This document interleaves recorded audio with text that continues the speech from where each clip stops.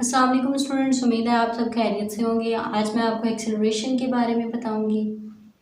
क्या आपने कभी नोटिस किया कि जब आप किसी भी कार या बस को ड्राइव करते हैं या उसमें बैठे होते हैं तो जैसे ही टर्न लिया जाता है तो आप जिस डायरेक्शन में टर्न किया जाता है उस डायरेक्शन में आप मूव करते हैं। तो ऐसा क्यों होता है? ये होता है कि आप की जो बस थी या कार थी वो यूनिफॉर्मली मूव कर रही थी, बट जैसे ही आपने उस पर ब्रेक अप्लाई की या आपने उसको टर्न करने की कोशिश की तो जो उसकी यूनिफॉर्म वेलोसिटी थी या यूनिफॉर्म एक्सेलरेशन था उसमें चेंज आया, जिसकी वजह से आप जो हैं एक साइड पे मूव किए।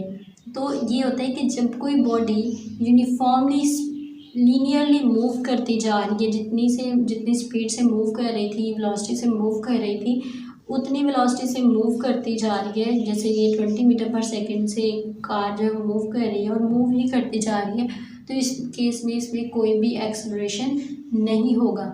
एक्सेलरेशन तब प्रोड्यूस होता है कि जब बॉडी की मोशन में चेंज आता है, जब बॉडी वाइब्रेशन परफॉर्म करती, थोड़ी सी मोशन जो है उसकी चेंज होती है, तो उसको हम कहते हैं कि बॉडी में क्या प्रोड्यूस हुआ है, एक्सेलरेशन। के टाइम के साथ साथ बॉडी ने अपनी वेलोसिटी में कितना चेंज किया है। अगर इनिशियल और फाइनल वेलोसिटी बॉडी की सेम रहेगी तो हम कहते हैं उसमें एक्सेलरेशन नहीं पाया जाता। चलिए अब हम टॉपिक की तरफ आते हैं कि rate of change of velocity is known as the acceleration, कि वक्त के साथ वेलोसिटी कितनी चेंज हो रही है। जैसे कि मैंने आपको बताया कि अगर एक बॉडी यूनिफॉर्म वेलोसिटी के साथ मूव कर रही है तो इसका क्या मतलब है कि 20 मीटर पर सेकंड से उसने स्टार्ट किया, एंड तक कितनी है, 20 मीटर पर सेकंड ही है।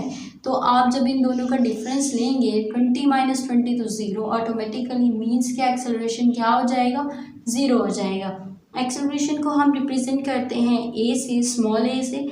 इसका फॉर्मूला है mathematically change in velocity over time taken, means velocity में क्या चेंज आया है। तो हम जब भी किसी भी बॉडी का चेंज राइट करते हैं, पहले हम फाइनल वेलोसिटी, फाइनल वैल्यू लिखते हैं, फिर उसमें से माइनस करते हैं इनिशियल वैल्यू को, final velocity minus initial velocity over time. जब हम इससे डिवाइड करेंगे तो हमारे पास उस बॉडी का एक्सेलरेशन आ जाएगा, कि मीन्स बॉडी पहले अगर 20 मीटर पर सेकंड से जा रही थी, बाद में उसकी जो वेलोसिटी इंक्रीज होकर 30 मीटर पर सेकंड हो गई है। इन दोनों को माइनस करेंगे, टाइम हमारे पास 5 सेकंड टाइम लिया बॉडी ने। तो अब हम यहाँ पे ये देखेंगे कि जब हम 30 माइनस 20 करेंगे और 5 पे डिवाइड करेंगे तो हमारे पास आ जाएगा उस बॉडी का एक्सेलरेशन, यानी कि 2 मीटर पर सेकंड स्क्वायर। इस तरह से हम किसी भी बॉडी का एक्सेलरेशन कैलकुलेट कर सकते हैं। अब एक्सेलरेशन जैसे कि एक बॉडी है यूनिफॉर्म वेलोसिटी के साथ मूव कर रही है, इसी तरह से यूनिफॉर्म एक्सेलरेशन का कॉन्सेप्ट भी होता है।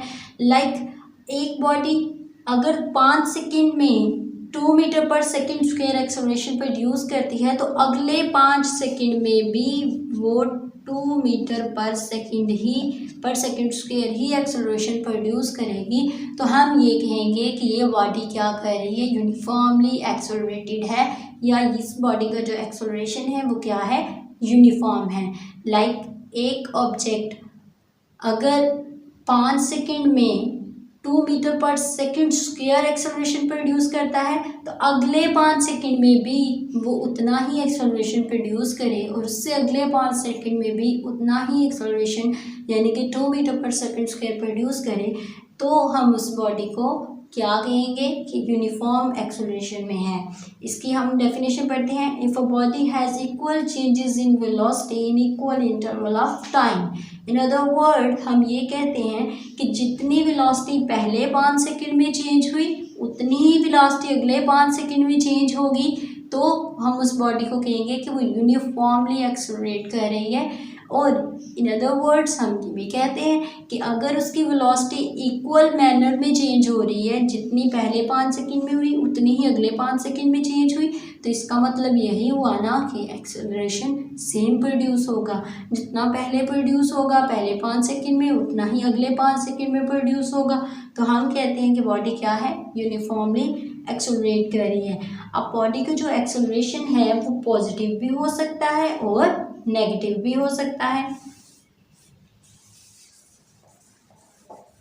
पॉजिटिव एक्सेलरेशन का मतलब ये है कि जैसे कि time with increase in the time acceleration जो है वो क्या कर रहा है, इंक्रीज हो रहा है। जैसे जैसे वक्त इंक्रीज होता जा रहा है मीन्स कि बॉडी की स्पीड बढ़ती जा रही है। पहले उसकी वेलोसिटी कम थी, फिर उसकी वेलोसिटी इंक्रीज होती जा रही है टाइम के साथ साथ। जैसे बॉडी ने स्टार्ट किया है 0 मीटर पर सेकेंड पर मीटर सेकेंड से, और इंक्रीज होकर उसकी क्या हो गई है, 10 मीटर पर सेकेंड हो गई है, फिर 20 मीटर पर सेकेंड हो रही, यानी कि वेलोसिटी कंटिन्यूसली इंक्रीज हो रही है बॉडी की। जिसका मतलब ये हुआ कि एक्सेलरेशन भी कंटिन्यूसली इंक्रीज होगा।